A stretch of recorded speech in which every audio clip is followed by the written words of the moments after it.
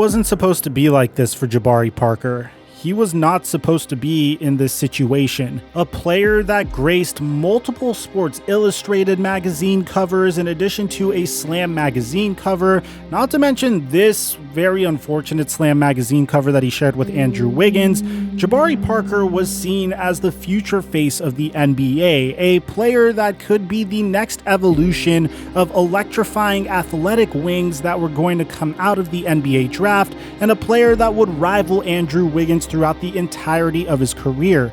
But unfortunately, that never subsided, as while Andrew Wiggins failed to fulfill his potential due to a situation he was placed in, plus due to his tendency of being passive and just some team not really being able to get the most out of him, Jabari Parker had an injury-riddled past that resulted us in never being able to see the full Jabari Parker. So what's going on, guys? Your boy Mike here, and it's great to be back making videos for you guys. I finally took that vacation that all of Mike Mafia was telling me to take, and it's great to be refreshed for this final stretch of the NBA season leading into the NBA playoffs. Before we get to the content, just do me a favor and slap a like on that like button for the YouTube algorithm. And if you really happen to like my content, consider subscribing and turning on our notifications.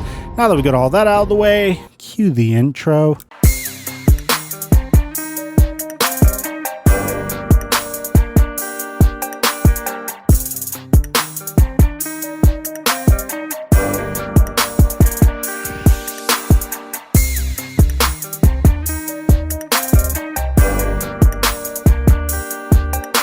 Mic check 1 2 1 2. What's going on, everybody? As you're going to see in this video, I do have a strange attachment to Jabari Parker because I actually watched his entire career unwind and I saw the potential that he had at Duke University. He was a player that was remarkable at stretching the floor and hitting the three, and actually had a remarkable ability to slash to the rim. He wasn't uber athletic, but he possessed just the right amount of athleticism to get by his opponents and finish strong. And ultimately, what's tragic about this entire story is the fact that although he seemed fiercely loyal to the team that ended up drafting him, it just never ended up materializing. The very first memory I have of him is when in the 2014 pre-NBA draft process, Jabari Parker was set to work out with the Cleveland Cavaliers, and he actually bombed that workout reportedly just because he wanted to go to Milwaukee so badly. So the Cleveland Cavaliers drafted Andrew Wiggins with the top pick, Jabari Parker went number 2, Joel Embiid went number 3, and we already know how their careers ended up winding out. But in Jabari Parker's case,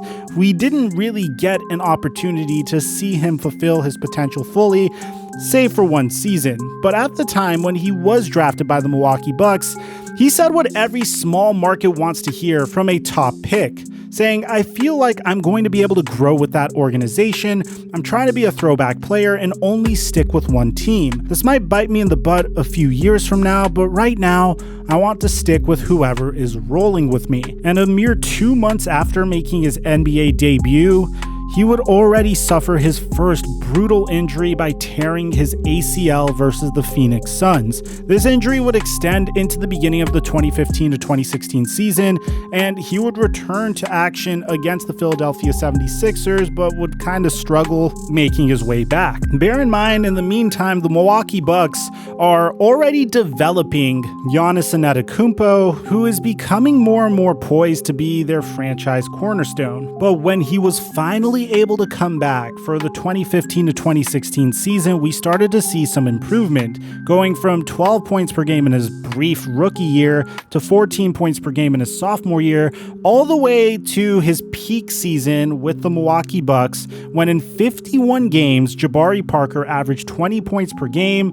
off of 49% shooting and 37% from three. This was Jabari Parker's only time where he went net positive in box plus minus, where his offensive box plus minus equaled 2.1 and his defensive box plus minus equaled negative 1.4, which resulted in a 0.7 BPM. His PER was also at a 19.1, and unfortunately, right when things were beginning to look up for Jabari Parker, he would once again tear his ACL on February 9th, 2017, and from then the writing was on the wall. After another year of rehabilitation, Jabari Parker would return on February 2nd, 2018, but he didn't really look like his former self. At this point, it was clear Giannis was the face of the Milwaukee Bucks, and it looks like Jabari Parker would have to go back on his word, because although the Milwaukee Bucks made Jabari a qualifying offer, which gave them the right to match an offer sheet within 48 hours, the Chicago Bulls and Jabari Parker agreed to a 2-year, $40 million contract on July 14, 2018. And unfortunately, Jabari Parker once again went into a bad situation. A mere 3 months of being a Chicago Bull and his head coach already was fired in favor for Jim Boylen, and as a result, the Bulls dropped Jabari Parker from their rotation, no longer giving him any minutes whatsoever. After sitting out for 7 weeks, Jabari Parker would eventually get traded alongside Bobby Portis to the Washington Wizards for Otto Porter Jr. With the Washington Wizards, he would average 15 points per game, 7 rebounds per game, off of 52% shooting, but at this point we all realized who Jabari Parker was, and it was very unfortunate because most of it wasn't necessarily in his control. He was a very high volume, isolation-based scorer that didn't really play a lick of defense. And in this era of 5-out offenses, he really did take offenses out of a rhythm. Thus began the revolving door of teams for Jabari, because that summer the Washington Wizards would not decide to pay Jabari Parker to come back, which would have cost them $20 million, so you can't really blame them, and Jabari would go ahead and sign with the Atlanta Hawks on July of 2019. A mere 6 months later, Jabari Parker would once again sustain a shoulder injury and would get traded to the Sacramento Kings on February of 2020. 1 year later, after appearing in just 9 games with the Sacramento Kings, Parker would once again get cut, until now, where according to Champ Charania, free agent Jabari Parker has agreed to a deal with the Boston Celtics. Now, Jabari Parker, the former number 2 overall pick, has agreed to a 2-year deal with the Celtics, sources said. Parker, a career 14.8 points per game scorer, gives Boston some depth in the front court. Now, at face value, Boston Celtic fans might be upset, saying, this guy doesn't play a lick of defense, why would we want him? When you look at what they're doing, it really doesn't seem so bad. If anything, this is a great move, because the Celtics are cutting Mo Wagner to make this move, and Mo Wagner has only averaged 6 points and 3 rebounds this season with the Celtics, although he was very productive with the Wizards before being traded.